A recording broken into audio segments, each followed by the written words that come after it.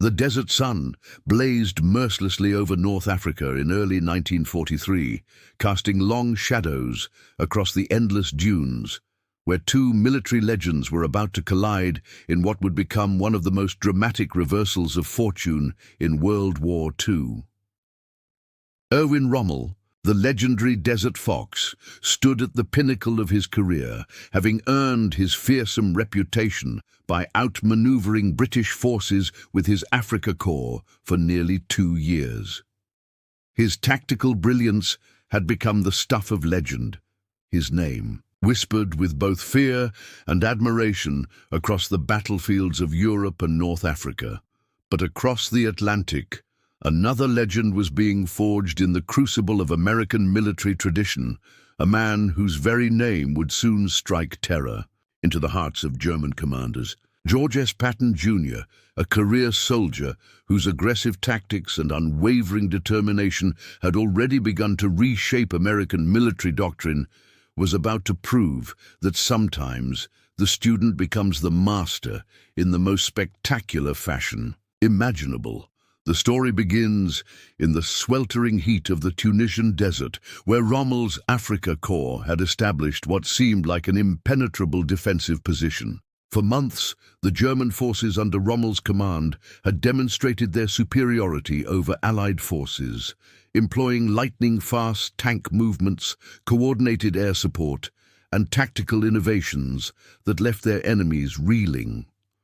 Rommel himself had become a master of psychological warfare, using his reputation as much as his tactical acumen to demoralize enemy forces before they even engaged in battle. His officers spoke of him with the kind of reverence typically reserved for military saints, and enemy commanders had learned to fear the very mention of his name on intercepted radio communications.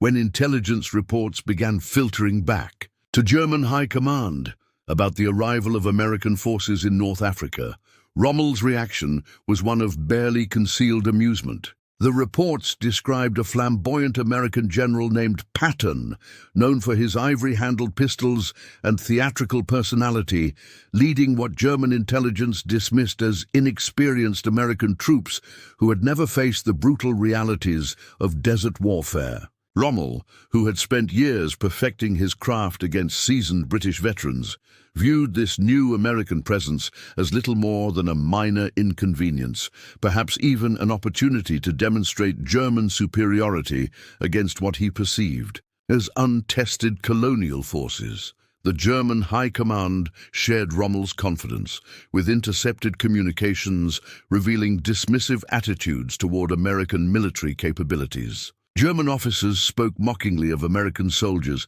as overfed, undertrained civilians who would crumble at the first sign of serious resistance.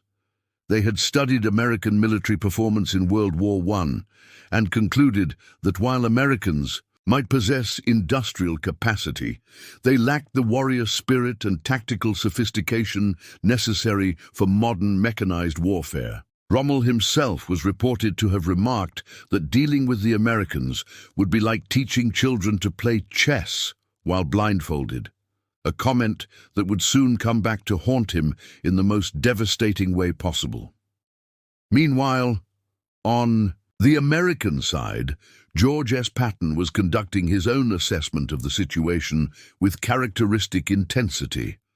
Unlike his German counterpart, Patton harbored no illusions about the challenge ahead. He had studied Rommel's tactics extensively, poring over intelligence reports and battle analyses with the obsessive dedication of a scholar preparing for the most important examination of his life.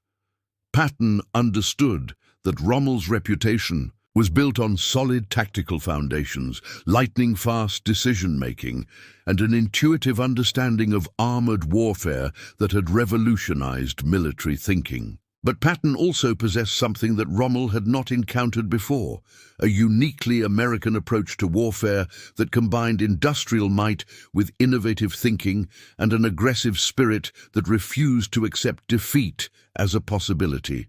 The first encounters between American and German forces seemed to validate Rommel's confidence. At Kasserine Pass, in February 1943, German forces under Rommel's overall command delivered what appeared to be a crushing blow to inexperienced American troops, sending them into retreat and capturing hundreds of prisoners along with valuable equipment. German propaganda machines worked overtime to publicize this victory, portraying it as evidence of American military incompetence and German tactical superiority. Rommel himself seemed vindicated in his assessment, reportedly telling his staff officers that the Americans would require months of additional training before they could pose any serious threat to German positions. But what Rommel failed to recognize was that George S. Patton was using these early encounters as a learning experience, carefully analyzing German tactics while simultaneously implementing a comprehensive training program that would transform American forces into a formidable fighting machine. Patton spent countless hours with his subordinate commanders, drilling them on the importance of speed, aggression, and tactical flexibility. He emphasized the need for rapid decision-making, coordinated attacks, and the kind of relentless pressure that would prevent enemy forces from regrouping or consolidating their positions. Most importantly, Patton instilled in his troops a confidence that bordered on arrogance, teaching them to view every encounter as an opportunity for victory rather than a potential disaster. The transformation of American forces under Patton's leadership was nothing short of remarkable. Within weeks of the Kasserine Pass defeat, American units were demonstrating improved coordination, better tactical awareness, and a growing confidence that began to worry German intelligence officers. Reports filtering back to Rommel's headquarters described American forces that seemed to learn from every engagement, adapting their tactics with surprising speed and implementing new strategies that showed clear evidence of sophisticated military thinking. German officers who had initially dismissed American capabilities began expressing concern about the rapid improvement they were witnessing.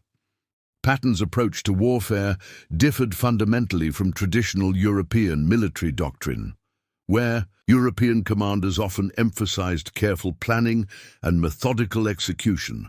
Patton believed in the power of speed and audacity to overcome superior numbers or defensive positions. He taught his commanders to think in terms of opportunities rather than obstacles, to view every enemy weakness as a potential breakthrough point, and to maintain constant pressure that would prevent opponents from establishing comfortable defensive positions.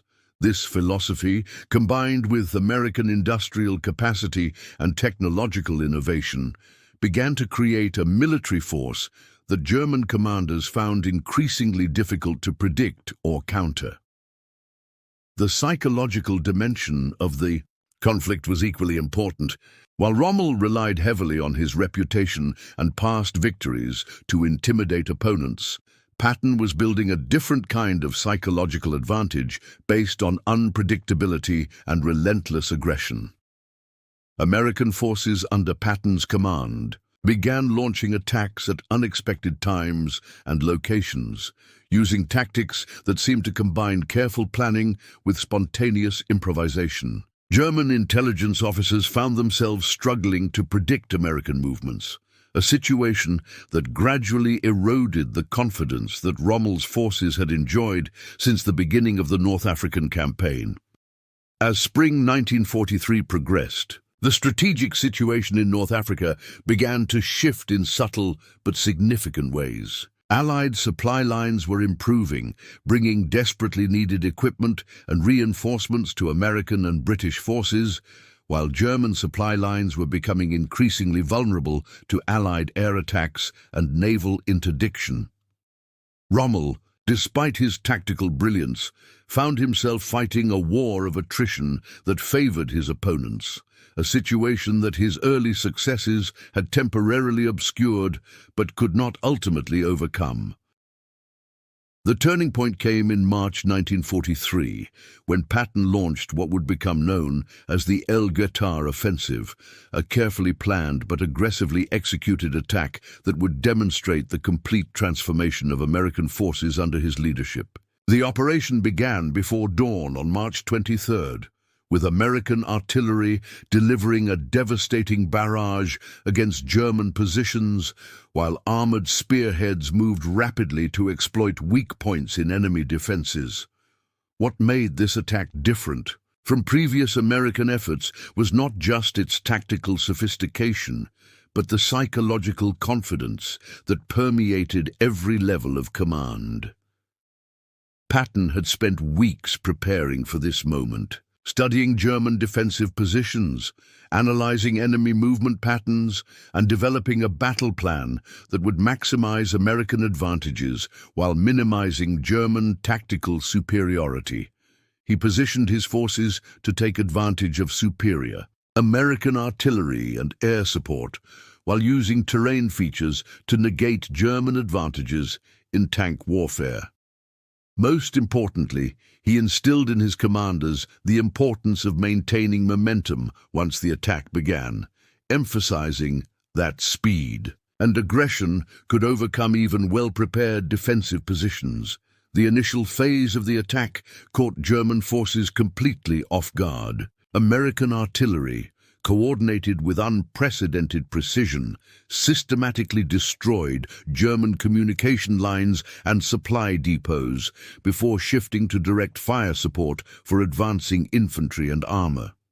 German commanders, accustomed to facing predictable British attacks, found themselves confronting a style of warfare that seemed to combine British methodical planning with a uniquely American sense of urgency and innovation. Radio intercepts from German units revealed growing confusion and concern as American forces advanced more rapidly and effectively than German intelligence had believed possible. Rommel himself was forced to acknowledge that something fundamental had changed in American military capabilities.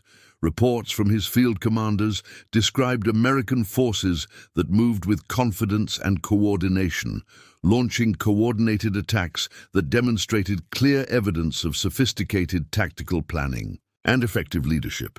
German units that had previously dominated similar encounters found themselves outmaneuvered and outfought by American forces that seemed to have learned the lessons of earlier defeats with remarkable speed and effectiveness. The psychological impact on German forces was immediate and profound. For nearly 2 years, Rommel's Afrika Korps had maintained psychological dominance over Allied forces, using their reputation and tactical superiority to demoralize opponents before battles even began. Now, suddenly, they found themselves facing an opponent who seemed immune to intimidation, who attacked with the kind of confidence and aggression that German forces had previously monopolized. German soldiers, who had grown accustomed to easy victories over demoralized opponents, found themselves fighting desperately to avoid encirclement and destruction. As the Guettar offensive continued, American forces demonstrated tactical innovations that surprised even experienced German commanders. Patton had developed new methods for coordinating infantry, armor, and artillery that maximized the impact of combined arms operations, while minimizing the kind of coordination problems that had plagued earlier American efforts. American tank commanders showed improved tactical awareness, using terrain and weather conditions to their advantage, while avoiding the kind of predictable movements that German anti-tank gunners had learned to exploit. The climax of the battle came when Rommel personally led a desperate counterattack designed to break American momentum and restore German tactical dominance. This was the moment that would define both commanders' legacies, as the legendary Desert Fox staked everything on a single decisive engagement against the American general who had been dismissed as an inexperienced rookie just months earlier. German forces attacked with the kind of coordinated fury that had made Rommel's reputation, launching a multi-pronged assault designed to exploit what German intelligence believed were weaknesses in American defensive positions. But Patton had anticipated this moment, positioning his forces to absorb the initial German assault while preparing devastating counterattacks that would exploit German vulnerabilities once their momentum was exhausted. American artillery, pre-registered on likely German attack routes, delivered withering fire that disrupted German coordination and inflicted heavy casualties on advancing units. American tank destroyers, positioned in carefully chosen defensive positions, systematically destroyed German armor while remaining largely immune to return fire. The decisive moment came when Rommel's personal command unit found itself isolated and under attack from multiple directions as American forces executed a perfectly timed encirclement that trapped the legendary German commander in an impossible tactical situation. For the first time in his career, Rommel faced the prospect of capture or death, saved only by a desperate fighting withdrawal that left his reputation in tatters and his best units destroyed or scattered across the desert. The aftermath of the Guettar battle represented a complete reversal of the strategic situation in North Africa. German forces that had dominated the theater for nearly 2 years found themselves in full retreat, abandoning equipment and positions that had seemed impregnable just weeks earlier. Rommel himself, the legendary Desert Fox, who had inspired fear in Allied commanders across 2 continents, was forced to request permission to withdraw from North Africa entirely, acknowledging that his forces could no longer maintain their positions against increasingly effective American and British attacks. The psychological impact of this reversal extended far beyond the immediate tactical situation.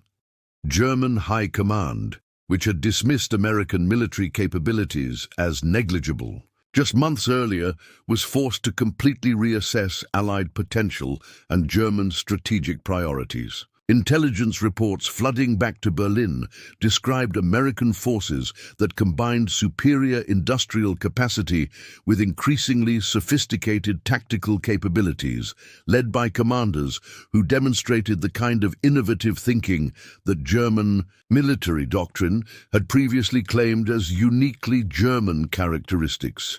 For Patton, the victory represented vindication of his aggressive tactical philosophy and proof that American forces could match and exceed the best that German military tradition could offer. The general, who had been mocked as an inexperienced rookie, had demonstrated that sometimes fresh perspectives and innovative thinking could overcome years of traditional military experience. His success in North Africa would become the foundation for even greater triumphs in Sicily and northwestern Europe, where his aggressive tactics would continue to confound German commanders who had learned to fear the mention of his name. The broader implications of this dramatic reversal extended throughout the entire war effort. American military leaders, who had worried about their ability to match European tactical sophistication, gained confidence that would influence strategic planning for the remainder of the war. British commanders, who had borne the burden of fighting German forces for years, suddenly found themselves with allies who could not only contribute to the war effort, but actually lead successful offensive operations against Germany's best commanders and most experienced units. German military morale, conversely, suffered a blow from which it would never fully recover. The defeat of Rommel, their most successful and celebrated commander, by American forces that had been dismissed as militarily incompetent, forced a fundamental reassessment of German military superiority that had psychological implications extending far beyond the North African theater. German soldiers and commanders throughout Europe were forced to confront the possibility that their tactical and technological advantages might not be sufficient to overcome Allied industrial capacity and innovative military thinking. The personal Dimension of this military drama added another layer of historical significance to an already remarkable story. Rommel, who had built his reputation on tactical brilliance and psychological dominance, found himself outmaneuvered and outfought by a commander he had dismissed as unworthy of serious consideration. The German general, who had inspired fear across multiple continents, was forced to acknowledge that his American opponent possessed not only tactical skill, but also the kind of innovative thinking that could overcome even the most carefully prepared defensive positions.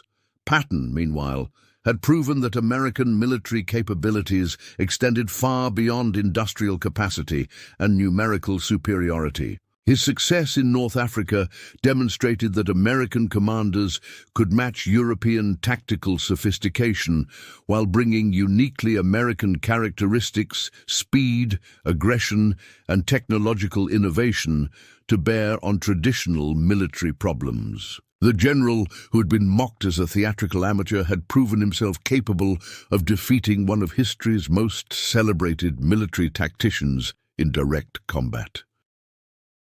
The strategic consequences of this dramatic reversal shaped the remainder of the war in ways that extended far beyond the immediate tactical situation. German high command was forced to redeploy experienced units from other theaters to counter American capabilities, weakening German positions throughout Europe and accelerating the collapse of German strategic planning. Allied commanders gained confidence that would influence planning for major operations, including the invasion of Sicily, the D-Day landings, and the final push into Germany itself. The Guettar victory also demonstrated the effectiveness of American military training and doctrine, validating approaches to warfare that differed significantly from traditional European methods.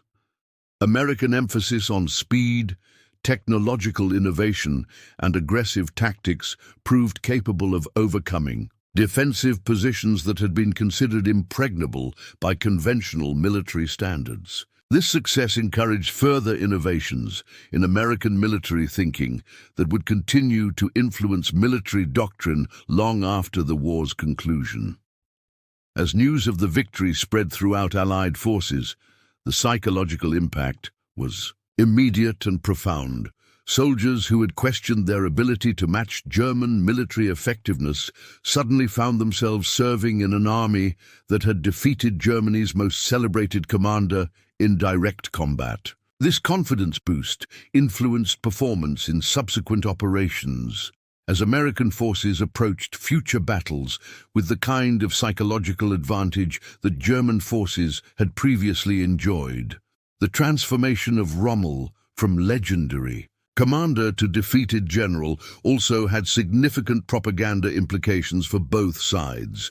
German propaganda, which had built Rommel into a nearly mythical figure, was forced to explain how their celebrated Desert Fox had been outmaneuvered by American forces that German media had previously dismissed as militarily incompetent. Allied propaganda, conversely, could point to concrete evidence that American military capabilities were not only adequate, but actually superior to Germany's best efforts. The North African victory established Patton as one of the war's most celebrated commanders, setting the stage for his subsequent successes in Sicily and northwestern Europe. His aggressive tactics and innovative thinking would continue to confound German commanders throughout the remainder of the war, as his reputation for unpredictability and tactical brilliance grew to match and eventually exceed that of his former opponent. The American general, who had been dismissed as a rookie, had proven himself capable of not only matching, but defeating one of history's most celebrated military tacticians. This remarkable story of military reversal and tactical brilliance continues to influence military thinking and strategic planning to this day. The confrontation between Rommel and Patton in the North African desert represents one of history's most dramatic examples of how innovative thinking and adaptive leadership can overcome even the most established military reputations.